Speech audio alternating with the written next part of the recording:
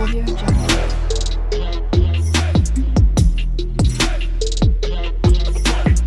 Audio Jungle. मैंने participate करना चाहा तो उसने मुझे ये कह के पीछे कर दिया कि नहीं विमाशा, नहीं, तुम रहने दो, उसवा करेगी। मेरी वो फ्रेंड, उसवा नाम था उसका, वो कहती उसवा करेगी। एक्चुअल में वो करेक्टर था प्रिंसेस का। तो उसने कहा कि इसमें प्यारी लड़कियों बच्चियों की ज़रूरत है, तो तुम नहीं करो ना, तुम रहने दो, तुम किसी और ड्रामे में प्ले कर लेना, इसने वो करेगी।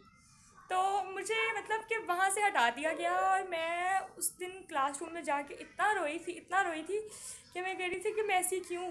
मुझे अस्सलाम वालेकुम फ्रेंड्स, आई होप आप सब ठीक होंगे। आज मैं आपसे अपने एक बचपन की एक ऐसी कहानी शेयर करने जा रही हूँ जिसने मुझे बचपन में बहुत मुतासिर किया। शायद आप सब भी इससे रिलेट करते हो, आपकी सिचुएशन भी कभी ऐसी हो। मैं तकरीबन 8 से 9 साल की थी, छोटे से मोहल्ले में रहती थी। मुझे हर वक्त लगता था कि लोग हर वक्त मुझ पे नज़र रखे हुए हैं, जैसे हर कोई मेरी हर हरकत पे नज़र रखा हुआ है, कोई ना कोई मुझे हर कहीं ना कहीं से देख रहा है। मेरा कलर डार्क था और लोग मेरा मजाक उड़ाते थे। कभी कभी तो मुझे ये महसूस होता था कि काश मैं ऐसी ना होती। अगर मैं ऐसी ना होती तो लोग मेरा मजाक ना उड़ाते। क्लासरूम में, फ्रेंड्स में हमेशा मुझे एम्बैरस फील होता था। इवन कि मेरी जो फ्रेंड्स थी, मेरी एक फ्रेंड थी, इसका नाम तो मैं नहीं लूँगी। अगर वो मेरी वीडियो देख रही है तो उसे पता चल जाएगा कि मैं किसकी बात कर रही हूँ। तो ना मेरी उस फ्रेंड से मुझे ना वो बहुत पसंद थी, हमारी फ्रेंडशिप बहुत ज़्यादा अच्छी थी। तो वो मुझे हमेशा सपोर्ट करती थी, मुझे हमेशा कहती थी कि बिमाशा तुम क्यों इन बातों को दिल पे लेती हो, तुम्हें इन बातों को दिल पे नहीं लेना चाहिए, तुम बेस्ट हो, तुम बेस्ट हो।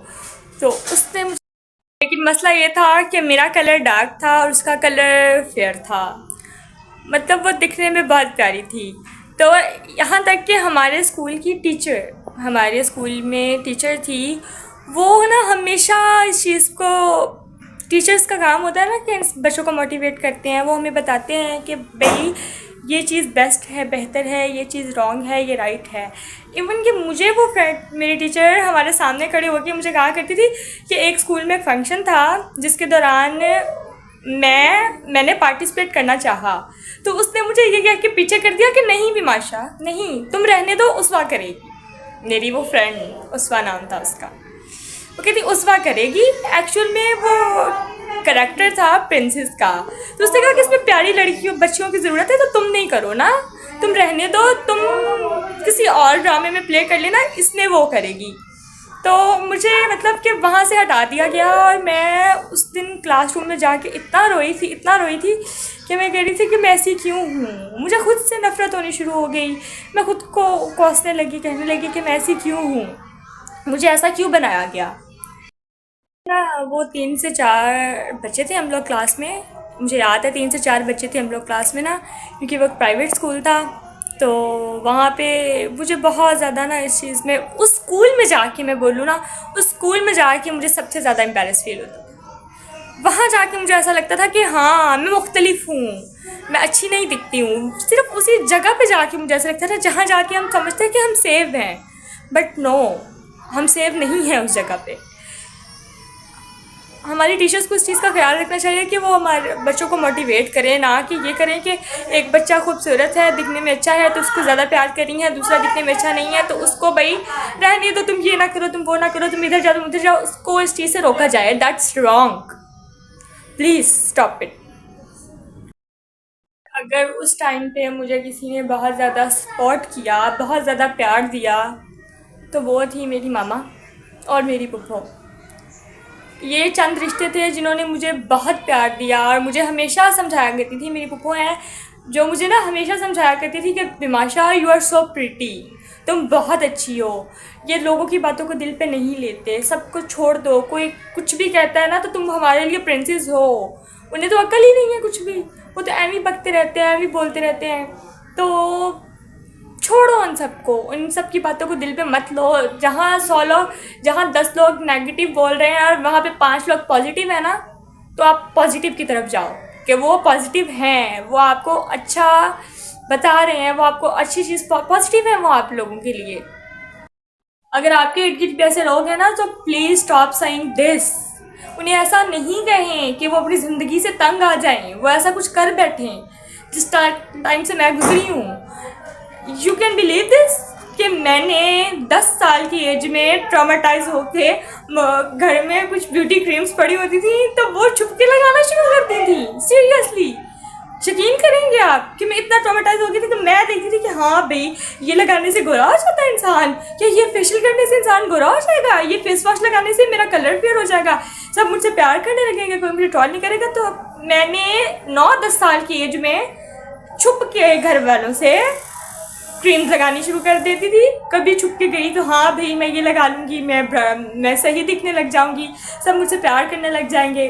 और फेस वॉशेज़ मम्मा के पड़े होते थे, पापा के पड़े होते थे, उनके फेस वॉश यूज़ करना, स्किन पैक्स रेमेडीज़ देखना शुरू करना। जिस एज में बच्चे की खेलने की उम्र है, जिस एज में उसे ये चीज़ें बहुत ज़्यादा नुकसान देती हैं, बहुत ज़्यादा। तो मैं इन सब के प्रेशर में आके मैंने ये सब करना शुरू कर दिया उस उम्र में कि ये सब लगाने से, ये सब करने से मैं अच्छी दिखने लग जाऊँगी और कोई मुझे तंग नहीं करेगा, कोई मुझे बुली नहीं करेगा। और गाइस प्लीज़, फिर मेरे घर वालों ने मुझे बिठा के समझाया, मेरी पुप्पो ने, मेरी मम्मा ने, सब ने, कि बिमाशा नो तुम बहुत अच्छी हो, अल्लाह ने तुम्हें जैसा बनाया है बहुत अच्छा बनाया है। एक दिन तुम डार्क कलर होने में कोई बुराई नहीं है, बल्कि ये खूबसूरती है। आपका कलर फिर मैटर नहीं करता कि आप गोरे हो, आप काले हो, नहीं।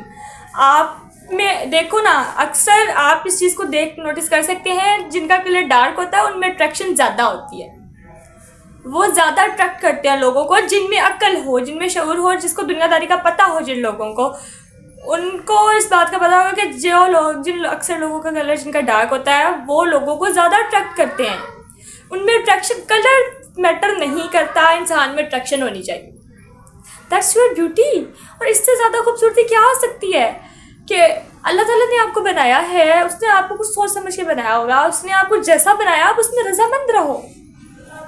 आप चंद घटिया लोगों की बातों में आके अपने आप में वो ना हो जाओ कि यार ये मैं ऐसी क्यों हूँ, मुझे ये करना चाहिए, मैं वो करना चाहिए। नो, खुद से प्यार करना सीखो, शीशे के आगे जाओ, एक मर्तबा जाके शीशे के आगे जाके खड़े हो जाओ और खुद को देखो शीशे में कि तुम क्या हो। तुम बहुत प्यारी हो, तुम बहुत प्यारे हो। तुम्हें नहीं ज़रूरत किसी की बातों में आने की, तुम्हें नहीं ज़रूरत लोगों के दबाव में आने की, तुम बहुत प्यारे हो। खुद से मोहब्बत बहुत ज़रूरी है गाइस, खुद से मोहब्बत करना सीखो। ये मेरी फर्स्ट स्टोरी टाइम है, मेरे पास ऐसी बहुत सी स्टोरीज़ हैं मेरी लाइफ के रिलेटेड जो मैं आपसे शेयर करूँगी। अगर आप सबको मेरी स्टोरी अच्छी लगी हो, आपको कुछ सीखने को मिला हो तो कमेंट सेक्शन में ज़रूर बताइएगा। और नेक्स्ट भी मैं जल्दी स्टोरी अपलोड करूँगी अपनी। तो गाइस प्लीज़ मेरी इस बात को समझिए, थोड़ा समझें इस बात को, अगर आप अंडरस्टैंड कर रहे हो तो।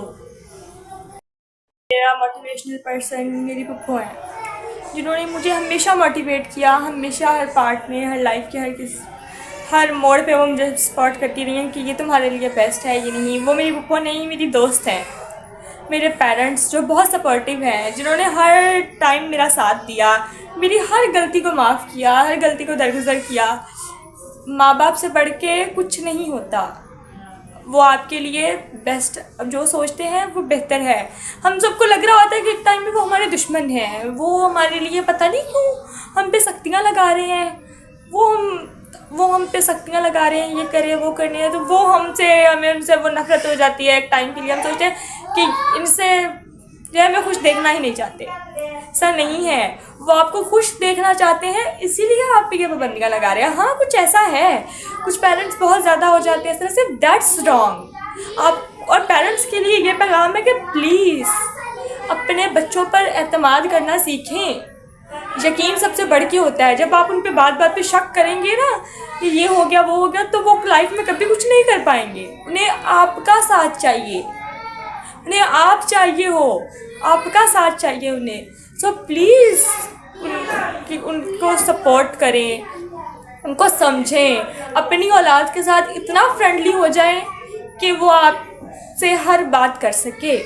प्लीज़, मैं एक बेटी की हैसियत से, मेरे भी पेरेंट्स हैं, मैं एक बेटी की हैसियत से ये बात कह रही हूँ तमाम पेरेंट्स को कि प्लीज़ अपनी औलाद पर भरोसा करना सीखें। ऐसा नहीं होता, आप उन पर ट्रस्ट करेंगे तो ही वो लाइफ में आगे बढ़ सकेंगे, कुछ कर सकेंगी।